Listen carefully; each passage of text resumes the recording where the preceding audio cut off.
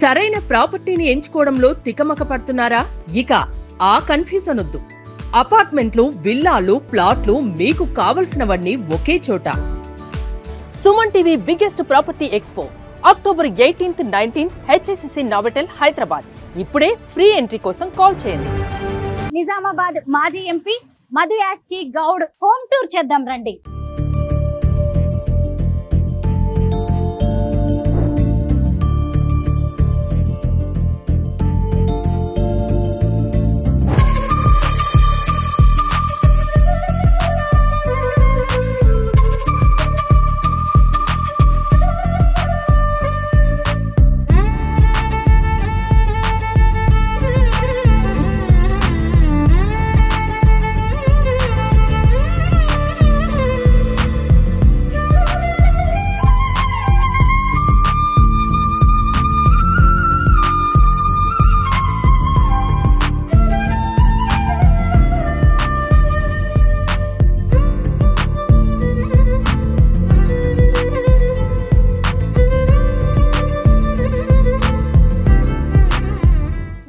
గారు నమస్తే అండి.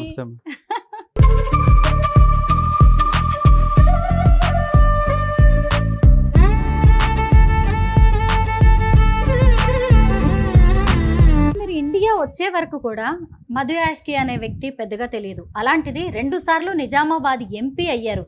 ఎలా సాధ్యమైంది? అమెరికాలో ఉన్నా కూడా అప్పటి ముఖ్యమంత్రులైన చంద్రబాబు నాయుడు వచ్చిన, రాజశేఖర రెడ్డి గారు వచ్చిన, మధు యాష్కి అంటే ఎవరు, ILTC అని లా ఫర్మ్ అని అందరికీ తెలుసు. కిరణ్ కుమార్ రెడ్డి మాజీ ముఖ్యమంత్రి,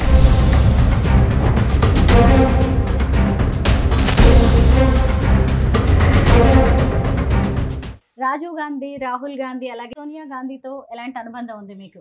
రాజీవ్ గాంధీ, సోనియా గాంధీ గారిని అత్యంత అభిమానించే నాయకులు. నాకు వాళ్ళు చాలా ఆదర్శప్రాయులు. రాజీవ్ గాంధీ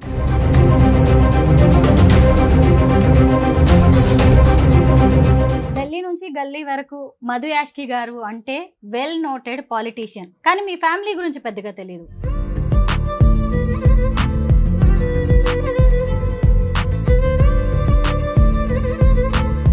మీ ఇంటికి రాగానే మీ పొంగనూరు ఆవు, ఎద్దు చాలా అల్లరి చేశాయి.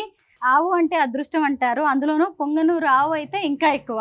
DP పిక్చర్ పెట్టినప్పుడు రాహుల్ గాంధీ గారు అడిగినారు వీటిని. అవునా? ప్రధానమంత్రి కూడా తెప్పించుకున్నాడు పొంగనూరు నుంచి 2 ఆవులు.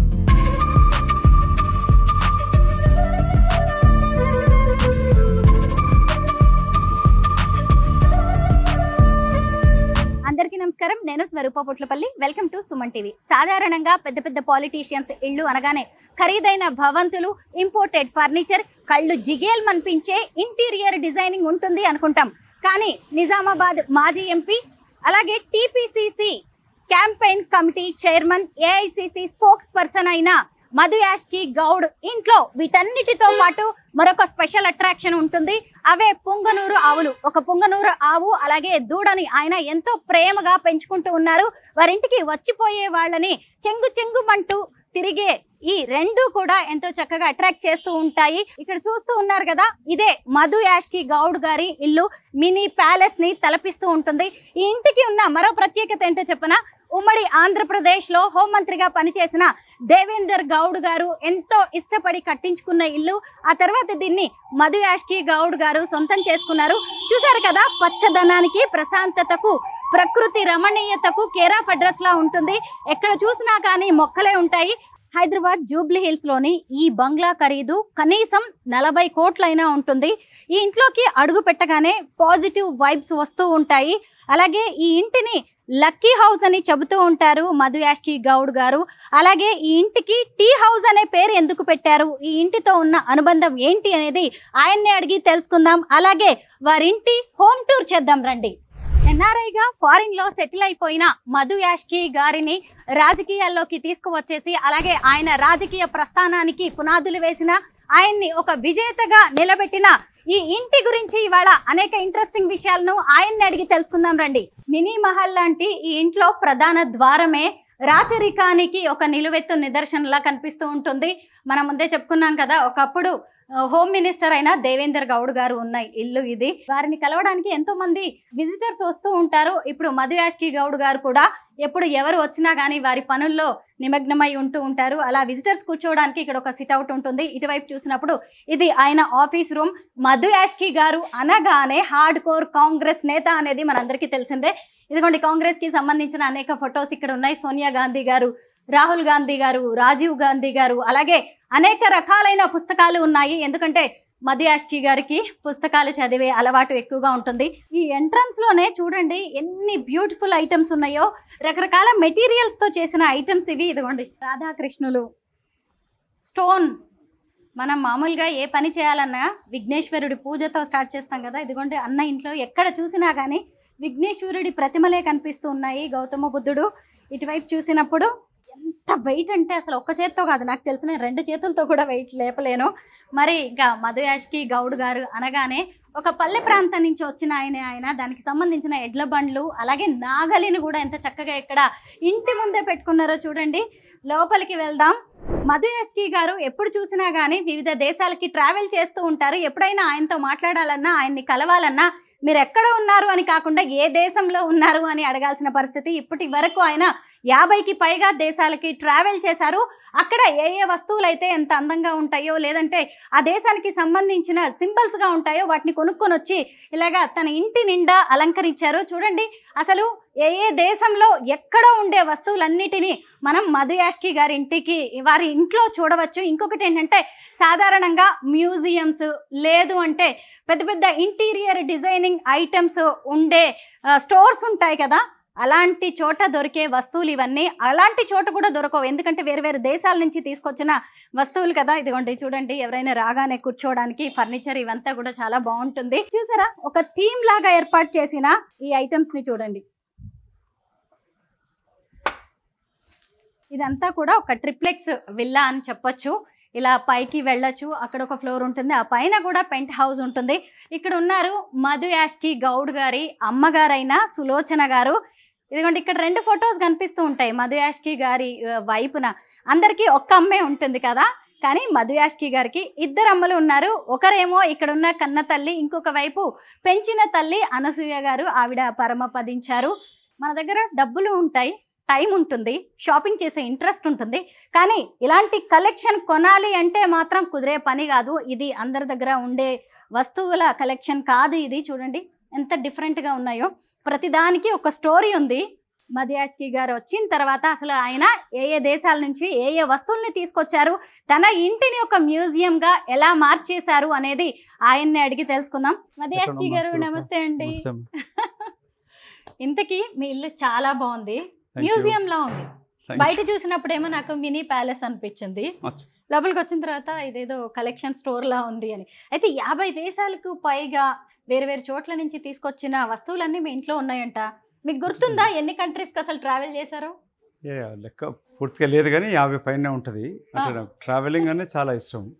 సో వివిధ దేశాలకు వెళ్ళి వాళ్ళ సంస్కృతి, భాష, వాళ్ళ సాంప్రదాయాలు తెలుసుకోవడం, మ్యూజియంస్ విజిట్ చేయడం, సో ప్లేసెస్ ఆఫ్ ఇంట్రెస్ట్. అంటే 8 వరల్డ్ వండర్స్ ఉన్నాయి కదా, సో అట్లన్నీ విజిట్ చేయాలనేది ఒక తపన ఉంటుంది. నేను కానీ మిస్సెస్ కూడా, 2 డాటర్స్ కూడా ట్రావెలింగ్ బాగా ఇష్టం. లాస్ట్ వీక్ కూడా మెక్సికోలో ఉంటుంది. Okay. So Mexico city and ఒహాకా అనే ప్లేస్కి వెళ్ళడం జరిగింది. సో డాటర్స్కి 2 కూడా మ్యూజియం సెంటర్ విజిట్ చేయడం చాలా ఇష్టం. చాలా కంట్రీస్ ఉన్నాయి మీకు అన్ని చూస్తుంటే. ఇక్కడ కొన్ని సౌత్ ఆఫ్రికా నుంచి పైన ఆఫ్ఘనిస్తాన్, అది లయన్ ఆఫ్ఘనిస్తాన్. సో ఇక్కడికి వస్తే పాకిస్తాన్ కూడా విజిట్ చేయడం జరిగింది 2005లో. అక్కడ ఇండోనేషియా, కొన్ని సౌత్ ఆఫ్రికా అది ఉంటుంది, టర్కీ కింద అది జగ్ ఉంది కదా అది. సో మన ఇండియాది కూడా ఉంటుంది, ఒరిస్సా. సో అట్లా అన్ని ప్రాంతాలది ఉంటుంది, స్పెయిన్, బ్రెజిల్. కానీ అన్ని డిఫరెంట్ గా ఉన్నాయి అసలు. ఇవన్నీ కూడా యూనిక్ పీసెస్ అనిపిస్తుంది నాకు. సౌత్ అమెరికా కూడా పోవడం జరిగింది, ఇంకా లాస్ట్ మొరక్కో పోవడం జరిగింది.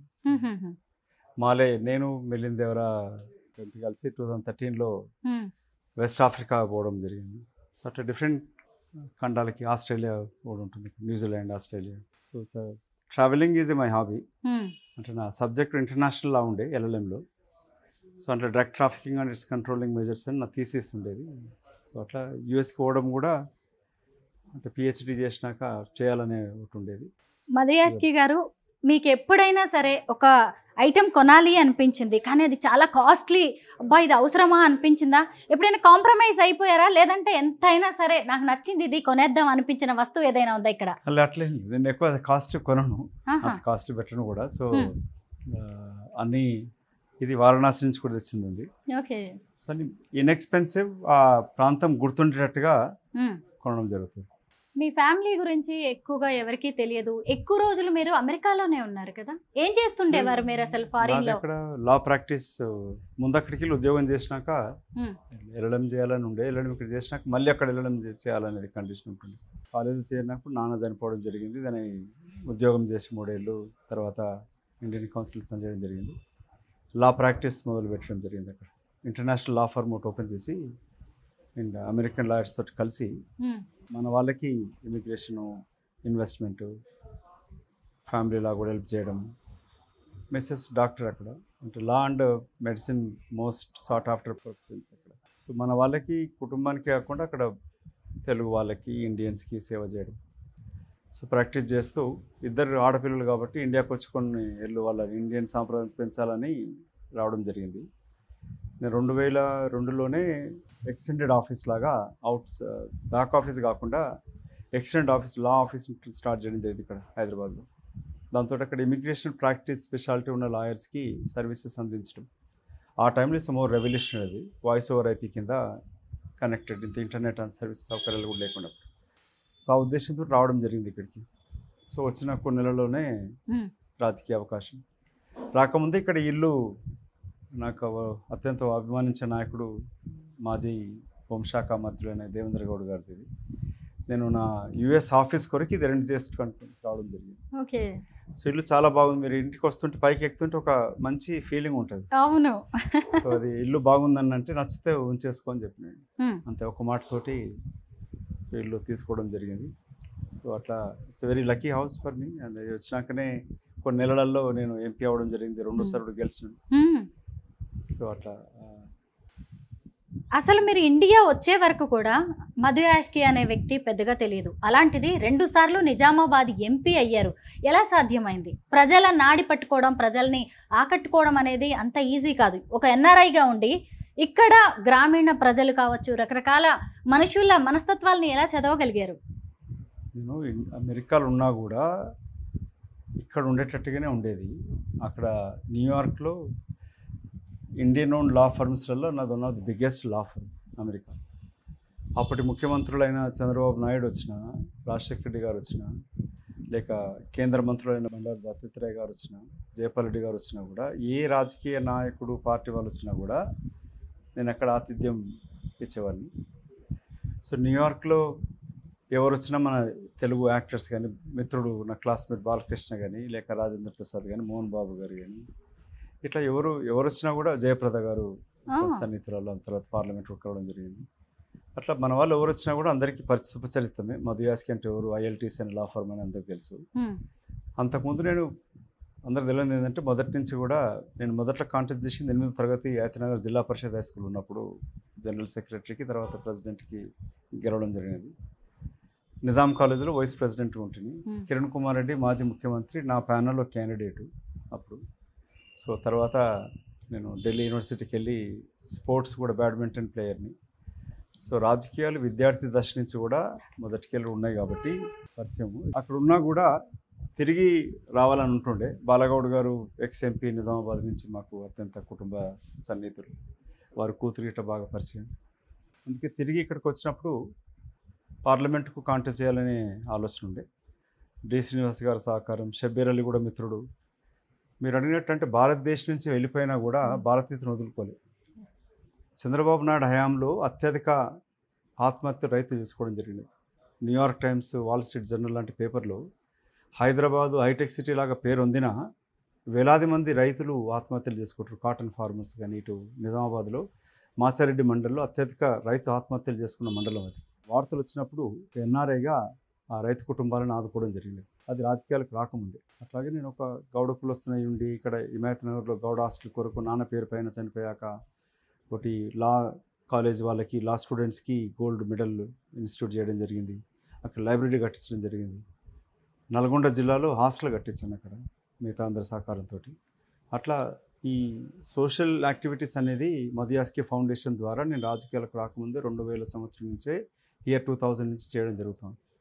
సో ఈ రైతు ఆత్మహత్యలు చేసిన తర్వాత వాళ్ళకి ఇచ్చిన సహకారంతో రాజకీయాలకి రావాలనే ఒక ఆలోచన వచ్చింది, రాజకీయాలకు రావడం జరిగింది. ఈ పెయింటింగ్ ఎవరిచ్చారు? చాలా బాగుంది. ఇది మా కాంగ్రెస్ పార్టీ నాయకుడు గజ్జి భాస్కర్ నా సొంత రాయత్ నగర్ నుంచి అతని అభిమానంతో చేయించి ఇచ్చినట్టు. చాలా బాగుంది, న్యాచురల్ గా ఉంది. అయితే ఇంతకీ ఇది దేవేందర్ గౌడ్ గారి ఇల్లు అన్నారు కదా, చాలా నచ్చి కొనుక్కున్నానని. ఆ తర్వాత దీన్ని ఏమైనా మోడిఫికేషన్స్ చేశారా లేదంటే యాజ్ ఇట్ ఈస్ గా ఇలాగే లేదు, మోడిఫికేషన్స్ అయినది. ఇక్కడ హై సీలింగ్ ఉండే, నేను 2013లో ఈ సీలింగ్ క్లోజ్ చేయడం జరిగింది. పూజా రూమ్ పైన ఉండేది, అమ్మకి పూజ చేయడం కష్టం అవుతుందని పైకి ఎక్కడానికని దాని కిందికి మార్చడం జరిగింది. అక్కడ ఎక్కువ బాల్కనీ ఉండే, దాన్ని ఎక్స్టెండ్ చేయడం జరిగింది.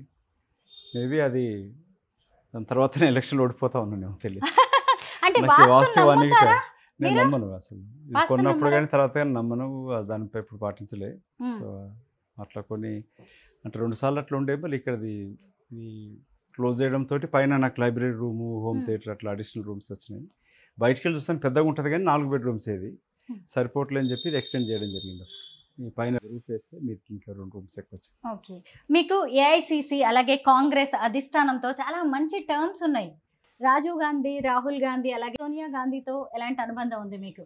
అంటే రాజీవ్ గాంధీ, సోనియా గాంధీ గారిని అత్యంత అభిమానించే నాయకులు, నాకు వాళ్ళు చాలా ఆదర్శప్రాయులు. రాజీవ్ గాంధీ గారు, నేను ఎంపీ అయినప్పుడు రాహుల్ గాంధీ గారిని ఇద్దరం కూడా సేమ్ 2004లోనే ఎంపీలు అయినాం. అప్పుడు నేషనల్ మ్యాగజైన్లో ఆర్టికల్ వచ్చిండే, అంటే ఇవాళ రేపు రాజకీయ నాయకులు ఫారిన్ అకౌంట్స్ కూడా డిక్లేర్ చేస్తారని చెప్పాను. సో రాహుల్ గాంధీ గారు నేను ఇద్దరమే ఫారిన్ అకౌంట్స్ మా చూపించడం జరిగింది. సో రాహుల్ గాంధీ గారితో మొదటి రోజు నుంచి కూడా నాకు సన్నిహితం, వారితో కలిసి మేము 2008లో ఈ ఫోటో అత్యంత మెమరబుల్. ఇది జపాన్ డెలిగేషన్కి వెళ్ళడం జరిగింది. సో ఇది రాహుల్ గాంధీ గారు, నేను, ఉమర్ అబ్దుల్లా ఇప్పుడు కాశ్మీర్ చీఫ్ మినిస్టర్, కౌశల్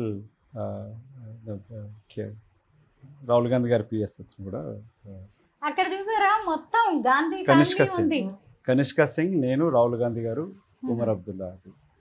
అక్కడ కూడా సోనియా గాంధీ అలాగే వారి కుటుంబం. మొన్న సిడబ్ల్యూసి మీటింగ్ హైదరాబాద్కి వచ్చినప్పుడు that was my most memorable picture. Sonia Gandhi గారు, రాహుల్ గాంధీ, ప్రియాంక గాంధీ గారితో ముగ్గురితో కలిసి తీసుకోవడం జరిగింది. So that's a Rajiv Gandhi picture it's always memorable. Parliament ని మిస్ అవుతున్నారా? అంటే నాకు టికెట్ రావడం ప్యూర్లీ సోనియా గాంధీ గారి వల్ల వచ్చింది. అప్పుడు ఒక ఎన్ఆర్ఐ వచ్చి ఉన్నప్పుడు హేమీలైన పి శివశంకర్, కేశవరావు గారు, హనుమంతరావు గారు టికెట్ నిజామాబాద్ అడిగినా కూడా సోనియా గాంధీ గారు, అప్పుడున్న పిసిసి అధ్యక్షుడు డి శ్రీనివాస్ గారి యొక్క ప్రతిపాదనతోటి రాజశేఖర్ గారు వ్యతిరేకించినా కూడా నాకు వారు టికెట్ ఇచ్చినారు. అంటే ఎన్ఆర్ఎస్ కూడా వెల్కమ్ అని చెప్తూ వారు ఇవ్వడం జరిగింది. అందుకే డే 1 నుంచి కూడా నేను కాంగ్రెస్ పార్టీ విధేయతతోటి, మొదటి నుంచి కూడా కాంగ్రెస్ ఐడియాలజీ పెరిగిన వాళ్ళం విద్యార్థి దశ నుంచి కూడా. అందుకే నేను రాజకీయాలకు ఎంటర్ అయినప్పుడు కూడా కాంగ్రెస్ పార్టీతోనే. ఇక్కడ దేవేంద్ర గౌడ్ గారు వెళ్ళినప్పుడు ఆయన హోం మంత్రి ఎన్నుకున్నప్పుడు తెలుగుదేశంలో చేరడానికి అవకాశం ఉన్నా, కేంద్ర బీజేపీ వెంకయ్యనాయుడు నుంచి దత్తాత్రేయ గారికి నాకు అత్యంత సన్నిహితులు ఉండేది.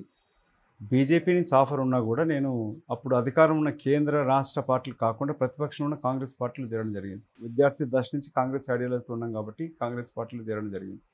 పార్టీ ఎప్పుడు వేరే అధికారం ఉన్నా లేకపోయినా మారేది లేదు. అందులో సోనియా గాంధీ, రాహుల్ గాంధీ గారితో అత్యంత సన్నిహితంగా పనిచేయడం 2004 నుంచి కూడా. వారి విదేశీ పర్యటనలను కూడా నేనే పర్యవేక్షిస్తూ ఉంటాను. శామ్ పిట్రోడా, నేను, అప్పుడు దివ్య అండ్ మిలింద్ ఉండేది. సో ఇప్పుడు అందుకే వారితోటి అంటే రాహుల్ గాంధీ గారు తన శక్తిని అంతా కూడా దారిపోస్తూ వాళ్ళ పార్టీని కాపాడడానికి, ప్రజాస్వామ్యం కాపాడే దిశలో పనిచేస్తూ ఉన్నాడు. అందుకే వారితోటి భారత జోడో యాత్ర కానీ తర్వాత కలిసి పనిచేయడం జరుగుతూ ఉంటుంది. సో ఆయన నమ్మిన విధానాలతోటి 2014లో రాహుల్ గాంధీ గారు నాది భార్యాపిల్లలు ఎక్కడున్నారు, అమెరికాకి వెళ్ళినప్పుడు నేను I make you overseas incharge, you can stay with the family అంటే నేనన్నా వి మేడ్ ఏ డిసిషన్. పిల్లలు ఆడపిల్ల చిన్న పాపలైనా వైఫ్ అక్కడ ఉంటుంది, I will be here with you to strengthen your leadership అని చెప్పి చెప్పడం జరిగింది. ఢిల్లీ నుంచి గల్లీ వరకు మధు యాష్కి గారు అంటే వెల్ నోటెడ్ పాలిటీషియన్, కానీ మీ ఫ్యామిలీ గురించి పెద్దగా తెలియదు. ఈ ఫొటోస్ అంటే ఇది మా Mrs doctor Suchi Madhusudan, endocrinologist, super specialist in diabetes, thyroid and cholesterol. నేను ఎంపీ అయినప్పుడు కూడా నిజామాబాద్ రూరల్ ఏరియాలలో diabetic camps with a retina checkup Pushpagiri eye హాస్పిటల్తో కలిపి ఎన్నో మెడికల్ క్యాంప్స్ నిర్వహించడం జరిగింది. మై ఎల్డర్ డాటర్ కోమలి యాస్కి. Komali is an attorney now న్యూయార్క్లో. సో పెద్ద daughter. This my younger daughter Gagana. She is medicine final year అవుతుంది ఇప్పుడు. సో ఇది వాళ్ళ సారీ ఫంక్షన్ అప్పుడు ఇక్కడ హైదరాబాద్లో ఇక్కడే చేశారా మీ పిల్లలిద్దరు సారీ ఫంక్షన్? చూడండి, అమెరికాలో సెటిల్ అయినా గానీ ఇప్పుడు వీళ్ళందరూ యుఎస్ లోనే ఉన్నారా? ఇద్దరు. పెద్ద పాప ప్రాక్టీసింగ్ లా న్యూయార్క్ లో, చిన్న ఆమె న్యూయార్క్ మెడికల్ యూనివర్సిటీలో ఫైనల్ మెడిసిన్ చదువుతా ఉంది. ఊరెళ్ళి వచ్చినట్టుగా అప్పుడప్పుడు అమెరికా వెళ్ళొస్తుంటారా? ఒక పేరెంట్ నా వేరే వ్యాపారాలు ఏమి లేవు, కాంట్రాక్ట్లు కమిషన్లు దందాలు ఏమి లేవు కాబట్టి అమెరికాలో కూడా ఉన్నది ఒకటే ఒక వ్యాపారం మీద లా ప్రాక్టీస్. ఇప్పటికీ దాంతోనే ఉంటుంది. నేను అమెరికాకి వెళ్తే అది వెకేషన్ కాదు, నాకు ఆఫీస్కి వెళ్తాను. ఎయిర్పోర్ట్ నుంచి డైరెక్ట్ ఆఫీస్ పోతాను న్యూయార్క్లో, న్యూజెర్సీలో. సో మిస్సెస్ అక్కడ కింగ్స్టన్ దూరంలో ఉంటుంది. అట్లీస్ట్ ఒక పేరెంట్ నా దగ్గర ఉండి వాళ్ళకి వీకెండ్కి వంట తీసి తీసుకెళ్ళి ఇవ్వడం చేయడం జరుగుతుంది. It's a family visit and practice, law practice. ఇక్కడ నేను డైలీ కూడా Monday to Friday night minimum 2 వరకు మేల్కుంటాను. అమెరికన్ క్లయింట్స్ తోటి ఆఫీస్తో మాట్లాడుతూ ఉంటాను. ఇక్కడ నుంచి మీ బిజినెస్ ని రన్ చేస్తున్నారు. ఉదయం మళ్ళీ 6:37 లేచి ఇక్కడ రాజకీయ జీవితం. సో నేను చేసే ఒక బిజినెస్ ఈజ్ లా ప్రాక్టీస్ తప్ప వేరే దందాలు. బాగుంది. అమెరికా వెళ్ళడం అంటే నాకు వెకేషన్ కాదు, ఆఫీస్కి వెళ్ళడం అంటున్నారు. అంటే ఎయిర్పోర్ట్లో దిగ్గానే అక్కడి నుంచి ఆఫీస్కి వెళ్ళిపోతారంట మధు యాష్కి గారు. ఇంట్రెస్టింగ్. చాలా అవునా? మళ్ళీ వచ్చేప్పుడు ఆఫీస్కి వెళ్ళి ఎయిర్పోర్ట్కి వెళ్ళడం జరుగుతూ ఉంటుంది. సో అక్కడ అంటే అందరూ అమెరికాలో ఉండేసి వచ్చినాను. నాకు అమెరికా తిరగాలని షోక్ ఉండదు, అవసరం లేదు. రాజకీయ నాయకులకు అందరు కూడా డాలరు, ఫారిన్ లిక్కర్ మోజు ఉంటుంది. ఆ రెండు అలవాటు లేదు కాబట్టి ఇబ్బంది లేదు. సో చాలామందికి విదేశీ పర్యటన ఒక మోజు, నాకేమో అది జీవితం. అక్కడ ఉన్న ఎన్ఆర్ఐ కమ్యూనిటీని రిప్రజెంట్ చేస్తాను. మొన్న ఉదాహరణకి ఎల్బీ నగర్, బిఎన్డి నగర్లో చంద్రశేఖర్ విద్యార్థి డాలస్లో గ్యాస్ స్టేషన్లో పనిచేస్తుంటే డెంటిస్టు కాల్ చంపేశ్వర దుండగులు ఆ బాడీ తీసుకురావడానికి కొరకు అక్కడ ఉండి నేను ఆటా వాళ్ళ సహకారంతో వారం రోజుల లోపలే తీసుకురావడం జరిగింది. ఇట్లా ఎన్నోసార్లు ఇక్కడ ఉన్నా కూడా, ఇంక్లూడింగ్ వివేకానంద రెడ్డి గారి కూతురు ఇక్కడికి రావాలనుకున్నప్పుడు కానీ, ఎంతమంది రాజకీయ నాయకులు, వ్యాపారస్తులు వాళ్ళ కుటుంబ సభ్యుల యొక్క ఇమిగ్రేషన్ అవసరాలకి వ్యాపారస్తుల కొరకు వస్తూ ఉంటారు, కన్సల్ట్ చేస్తూ ఉంటారు. సో నాది అమెరికాకి వెళ్ళడం కూడా part of my job. Plus అక్కడున్న మన తెలుగు కమ్యూనిటీ, ఇండియన్ కమ్యూనిటీకి ఒక వారధిగా రిప్రజెంటేషన్గా ఉంటుంది ఇక్కడ. గ్రేట్. మీ ఇంటికి రాగానే మీ పొంగనూరు ఆవు, ఎద్దు చాలా అల్లరి చేశాయి. ఆవు అంటే అదృష్టం అంటారు, అందులోనూ పొంగనూరు ఆవు అయితే ఇంకా ఎక్కువ. దానికోసమే కొన్నారా ఏంటి? ఆవులు, బర్రెలు ఇటు ఇంట్లో హైతనగర్లో చిన్నప్పటి నుంచి కూడా ఇంట్లోనే ఉండేటివి. సో తాత దగ్గర ఉన్నప్పుడు అవన్నీ కట్టుంటాయి. ఇక్కడికి వచ్చినాక ఈ పొంగనూరు ఆ బ్రీడ్ ఇప్పుడు బాగా పాపులర్ అయింది. ఇక్కడ వీటిని రెండు, ఒకటి ఆడ మగ రెండు తీసుకోవడం జరిగింది. వీటికి రాధాకృష్ణ అని పేరు పెట్టడం జరిగింది. రాధాకృష్ణ. సో వీటిని అంత ఇచ్చల స్పెషల్ బ్రీడ్ కదా, పొంగనూరు చిత్తూరుకి వెళ్ళి తెప్పించడం జరిగింది. ఇక్కడ రాజుగారు అని ఉంటారు, వాళ్ళు తెప్పిస్తారు. కృష్ణరాజు గారి దగ్గరే కొన్నారా? కొనుక్కున్నాను. ఎంత రేట్ ఉంటాయి ఇవి? ఇవా 1.5 నుంచి 3 లక్షల దాకా ఉంటాయి. ఇది ఎంత ఉంటది దీని రేట్? 2 కలిపి 3 లక్షలు. అప్పుడు రెండింటిని ఒకేసారి తీసుకొచ్చాను. ఎందుకని పర్టికులర్ గా మంచిది అని? ఇప్పుడు ఆడమగ ఇంటుంటే మంచిదని ఒకటి, ప్లస్ వీటి పొంగనూరు ఆవుల యొక్క అత్యంత ప్రోటీన్ వైజ్ కూడా దీని యొక్క పాలు కూడా 600 రూపాయలు ఎంతో లీటర్ ఉంటుంది. అవునా? ఈ వీటి నెయ్యి 8,000 రూపాయలకి కేజీ ఉంటుంది. పొంగనూరు అవును. ఇంతకీ పొంగనూరు ఆవు మూత్రం, పేడ కూడా అమెజాన్ లో అమ్ముతున్నారు. డిపి పిక్చర్ పెట్టినప్పుడు రాహుల్ గాంధీ గారు అడిగినారు వీటిని. అవునా? సో నేను వారికి దీని గురించి వివరించడం జరిగింది. ఓహో, ఆయనకి పెద్దగా తెలియదేమో. తెలుసు వారికి, అంటే పంపించాను, ఫోటో పంపించి వీటిని ఇవి స్పెషల్ బ్రీడ్ ఆవులు అని చెప్పి. వారి దగ్గర పెట్ డాగ్స్ కూడా ఉంటాయి. నేను ఫోటో చూసి బాగుందని చెప్పి కామెంట్ చేసినాడు. ప్రధానమంత్రి కూడా తెప్పించుకున్నాడు పొంగనూరు నుంచి 2 ఆవులను. మన ఇక్కడి నుంచే నరేంద్ర మోదీ కూడా ఉన్నాయి. ఇది ఎద్దు, అది ఆవు. అవును. పాలిస్తుందా ఇది? లేదు, ఇంకా లేదు. హార్డ్లీ 2 years అయ్యింది. ఓహో, 2 ఏళ్ల వయసే దీనికి. 2 ఏళ్ళు కావస్తుంది. ఓకే. అయితే ఎప్పుడెప్పుడు ఇది పెద్దదైపోయి కొంచెం పాలిస్తే తాగేయాలని. ఎందుకంటే అసలు పొంగనూరు ఆవు పాలు లీటర్ 600, నెయ్యి కేజీ 8,000 అంటే చిన్న విషయం కాదు. కానీ ఇవి అంతరించిపోతున్నాయి. మీలాంటి వాళ్ళు బాగానే పెంచుతున్నారు. అంటే వీటిని స్పెషల్ బ్రీడ్ గా తయారు చేసే వాళ్ళు ఆవులని ఇప్పుడు పెంచుకోవడం మంచిది. గీర్ ఆవులు అంటారు, సో మన అన్నిట్లో కంటే కూడా వీటి ఆవుల్లో వీటి పాలల్లో గానీ వీటికి సంబంధించిన వాటన్నిటిలో చాలా బాగా ఎక్కువ అవును, ఉంటుందండి. ఔషధ గుణాలు చాలా ఎక్కువ. పోషకాలు ఎక్కువ ఉంటుంది.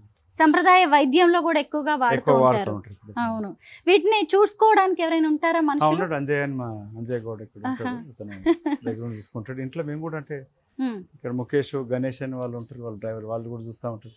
పైకి వస్తే ఇంట్లో తిరుగుతూ ఉంటుంది, మీదకి వచ్చి తిరుగుతూ ఉంటుంది. అలాగా. మీ బంగ్లా ఎంట్రన్స్ లో నేను ఒక ప్లాంట్ చూసాను, అది శివలింగం ఆకారంలో ఉంది. అది స్పెషల్ గా డిజైన్ చేయించారా అలా? అంటే ఇది శివలింగం షేప్ లో, శివుడు అంటే చిన్నప్పటి నుంచి భక్తి, శివభక్తిని కాబట్టి దీన్ని శివరాత్రి ఉపాసం ఉండడం గిట. సో దీన్ని ఆ షేప్ లో చేయించి పూజ చేసడానికి కొరకు అమ్మ రెగ్యులర్ గా చేస్తూ ఉంటుంది. చిన్నమ్మ ఇక్కడ తులసి చెట్టు ఇది ఇక్కడ ఉంటుంది. వీటికి ఎన్ని ఇయర్స్ ఓల్డ్ ఈ ప్లాంట్? ఇది ఒకటి 5 years ఉంటుంది. 5 years. అంటే ఈ ఆకులు అవి ఇవి పెరిగినప్పుడల్లా కట్ చేస్తూ ఉంటారా? చిన్న కట్ చేయడం ఉంటుంది. అంటే ఈ ప్లాంట్ కి ఏమన్నా స్పెషల్ నేమ్ ఉందా, లేదంటే ఏ చెట్టుతోనైనా ఇలా డిజైన్ చేయొచ్చా? లేదనుకుంటా. ఇది ఈ గుబురుగా ఉండటానికి కొరకు కొన్ని స్పెషల్ ప్లాంట్ ఉంటాయి, అవైతే ఇట్లా ఈ విధంగా పెరుగుతాయి. బాగుంది. దీన్ని చూడగానే భక్తి పారవశ్యం లాంటివి వచ్చేస్తాయా? దేవుళ్ళ అనిపిస్తూ ఉంటుందా? లేదు, ప్రకృతి ఒక దైవం కదా. సో ప్రకృతి కాపాడుకోవడం, గుడికెళ్ళి పూజ చేయడం కాకుండా ఈ ప్లాంట్ అనేది ఉంటే ఆక్సిజన్ లెవెల్ బెటర్ ఉంటుంది. ఇది ఒక ఇండైరెక్ట్గా నువ్వు ప్రకృతిని మనం గ్రీనరీ పెంపొందించినట్టు ఉంటుంది. హైదరాబాద్ జూబ్లీ హిల్స్ లో ఇల్లు అంటే మామూలు విషయం కాదు, పెద్ద విల్లా బంగ్లా మీది. మీరు కొన్నప్పుడు దీని రేట్ ఎంత, ఇప్పుడు ఎంత ఉంటుంది? కొన్నప్పుడు 2 కోట్లే, ఇప్పుడు ఉంటుంది 30-40 కోట్లు ఉంటుంది. 30-40 కోట్లు. ఎంత స్థలం ఇది? ఎంత? 1000 గజాలు ఉంటుంది. జూబ్లీ హిల్స్ లో 1000 గజాల్లో ఇల్లు అంటే చిన్న విషయం కాదు. అంటే అప్పుడు మీరు అనుకుని ఉండకపోవచ్చు భవిష్యత్తులో రేటు పెరుగుద్ది, ఇలాంటి ఆలోచనలు లేవు. ఓన్లీ ఇల్లు నచ్చింది కొనేసారు. ఇల్లు నచ్చింది. ఇప్పుడు మీరు అయినప్పుడు ఒక మంచి ఫీలింగ్ ఉంటుంది. నార్త్ ఈస్ట్ హౌస్ అని ఉంటుంది. సో అందుకే అది ఊరికే నార్త్ ఈస్ట్ వెస్ట్ ఏం తెలియదు. ఇల్లు నచ్చింది కాబట్టి తీసుకున్నాను. రేట్ కూడా అప్పుడు ఎఫోర్డబుల్ ఉండే, ఇప్పుడు కొనలేము. ఇప్పుడు 40 కోట్లు పెట్టి ఎవరు కొనలేరు. ఇప్పుడు ఆ టైంలో ఇది ఎఫోర్డబుల్ ఉండే, అప్పుడే అమెరికాకి వెళ్ళి వచ్చినాము. సో వచ్చినాక ఇది కొనలేదు. ఈ ఇంటిని ఫస్ట్ టైం చూసిన రోజు గుర్తుందా? ఫస్ట్ లుక్ మీకు? ఫస్ట్ నేను దేవేంద్రన్న తోటి కలిసి రావడం జరిగింది. ఇక్కడ కింద ఆఫీస్ ఉంటుంది. సో నా లా ఆఫీస్ ఇక్కడ ఎక్స్టెండెడ్ బ్రాంచ్ ఇక్కడ పెట్టడానికి కొరకు వాళ్ళ పెద్ద కుమారుడు విజయ్ అక్కడ అమెరికాలో నాతో ఉండేవాడు. మన ఇల్లు ఉందన్న అన్నప్పుడు చూస్తానికి వచ్చినాను. ఇద్దరం వస్తూ ఉంటే ఇప్పుడు హోం మంత్రిగా ఉండేవారు. ఇల్లు బాగుందని అంటే నచ్చితే ఉంచేసుకో అని చెప్పి, కిరాయి కాదు కదా ఉంచేసుకొని. సో వారి పిల్లలు కూడా 3 కొడుకులు, వదినే మధుకైతే ఇవ్వచ్చు కానీ ఇంకెవరికైతే అమ్మొద్దని అనుకున్నారు. పక్కనే దేవేంద్రన్న వాళ్ళ పెద్దన్న ఉంటాడు, యాదగౌడ్ గారు. Lucky to have this house. ఇంతకీ మామూలుగా ఒక ఇల్లు కొన్నామంటే ఆ ఇంటికి ఏ పేరు పెట్టాలని ఆలోచించుకుంటా ఉంటాం, లేదంటే మధుయాష్కి నిలయం అనో ఏదో పేరు పెట్టుకుంటాం. మీరేంటి టీ హౌస్ అని పెట్టారు? నేను ఎంట్రన్స్ లో చూసాను. టీ హౌస్ ఏంటి? తెలంగాణ ఉద్యమం విసిపడుతున్నప్పుడు, నేను తెలంగాణకు తిరిగి వచ్చి తెలంగాణ ఉద్యమం చేరినప్పుడు 2004 నుంచి 2009 ఎంపీ ఉన్నప్పుడు కూడా తెలంగాణ ప్రజల ఆకాంక్ష నెరవేర్చేది కాంగ్రెస్ పార్టీతోనే. తెలంగాణ అనేది కాంగ్రెస్ పార్టీతోనే సాధ్యం కాబట్టి సోనియా గాంధీ గారు ఇస్తారన్న పూర్తి నమ్మకం ఉండే. 2010లోనే అక్కడ యూపీలో ఈ టీ హౌస్ అనే ప్లేక్ చేయించడం జరిగింది. 2009 ఎన్నికలలో కూడా నేను ఒక్కనే మొత్తం యావత్తు తెలంగాణలో జై తెలంగాణ జై కాంగ్రెస్ అని పెట్టుకోవడం జరిగింది. సో టీ హౌస్ అనేది ఆకాంక్ష నెరవేర్చడానికి కొరకు 2009లోనే టీ హౌస్ అని ఇంటికి పేరు పెట్టి నా బిజినెస్ కార్డు పైన కూడా జై తెలంగాణ జై కాంగ్రెస్ అని ఉంటుండే. సో అది ఆకాంక్ష నెరవేరింది. అందుకే నేను ఇంటి పేరు కూడా టీ హౌస్ అని పెట్టుకోవడం జరిగింది. దట్స్ ఓన్లీ సోనియా గాంధీతోనే పాసిబుల్ కాబట్టి ప్రజలు కోరుకుంటున్నది. నేను నిజామాబాద్ జిల్లా ప్రాతినిధ్యం వహించింది. తెలంగాణ ప్రజల ఆకాంక్షని రాజకీయ భవిష్యత్తు కాకుండా రాష్ట్ర ప్రజల భవిష్యత్తు కొరకై. రాష్ట్ర విభజన జరిగితే 2 రాష్ట్రాలు బాగుంటాయి, ఆర్థికంగా కూడా బాగుంటుంది, పిల్లల భవిష్యత్తు బాగుంటుంది, ఉద్యోగ అవకాశాలు పెరుగుతాయి. బేసికలీ ఇక్కడ ఆంధ్ర వాళ్ళు వ్యతిరేకించినా కూడా నేను అప్పుడు ఇప్పుడు నమ్మింది కూడా, ఇప్పుడు సమైక్య ఆంధ్రప్రదేశ్ రాష్ట్రంలో బడ్జెట్ మీరు ఆలోచిస్తే 1,50,000 కోట్లు ఉండేది. ఇప్పుడు 2 రాష్ట్రాల బడ్జెట్ తీసుకుంటే 7 లక్షల కోట్లకు దాటింది 10 సంవత్సరాలలో. అందుకే రాష్ట్ర విభజన జరిగినాక చిన్న రాష్ట్ర అభివృద్ధి బాగా జరుగుతుందని పూర్తిగా విశ్వసించి తెలంగాణకే పోరాటం చేయడం జరిగింది. వచ్చినాక ఏంటంటే వేరే సంగతి, కానీ రావాలని ఆకాంక్ష నెరవేర్చడానికి కొరకు నా ఇంటి పేరు కూడా టీ హౌస్ అని పెట్టుకోవడం జరిగింది. టీ హౌస్ అంటే తెలంగాణ హౌస్. తెలంగాణ హౌస్. మొత్తానికి మీరు మొదటి నుంచి చెప్తూనే ఉన్నారు ఈ ఇల్లు నాకు లక్కీ హౌస్ అని. మొత్తానికి మీ హోమ్ టూర్ చేద్దామని మేము వచ్చేసి మీ ఇంట్లోకి ఎంట్రీ ఇచ్చి మీ లైఫ్ జర్నీ కూడా ఎంతో తెలుసుకున్నాం. మీ ఇల్లు మీకు ఇంకా ఎన్నో విజయాలని తీసుకొచ్చి పెట్టాలని కోరుకుంటున్నాం. Thank you so much. Thank you very much.